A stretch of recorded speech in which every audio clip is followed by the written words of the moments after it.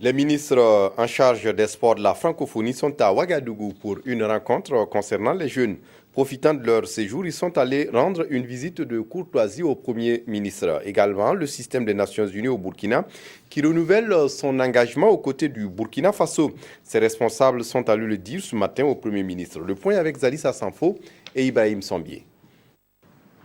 C'est l'avenir de la jeunesse des pays de la francophonie qui se discute ici à la primature.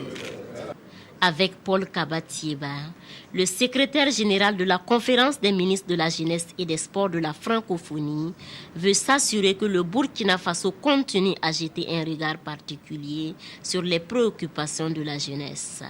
C'est de répondre aux nouvelles attentes des jeunes.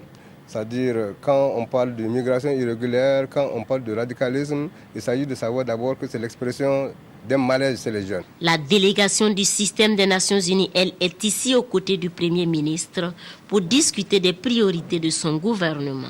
On a choisi deux pays comme des pays pilotes. C'est le Sri Lanka et le Burkina Faso. Alors, c'est pour venir, comment on peut vous accompagner. Et quand vient le tour de la Banque mondiale, elle prend place pour parler de production et de disponibilité de l'énergie à moindre coût pour toute la population. À court terme, c'est sûr qu'il faut réhabiliter le réseau qui existe déjà. Les pays voisins ont beaucoup d'électricité à vendre. À court et moyen terme, il faudrait bâtir des interconnexions, donc construire des interconnexions avec les pays voisins, notamment le Nigeria, le Ghana, pour pouvoir importer l'électricité à moindre coût, qui pourrait réduire les coûts pour les contribuables. À long terme, la Banque mondiale s'engage à accompagner le Burkina Faso à investir dans le solaire, seul moyen selon elle pour que le Burkina Faso soit autonome en matière d'énergie.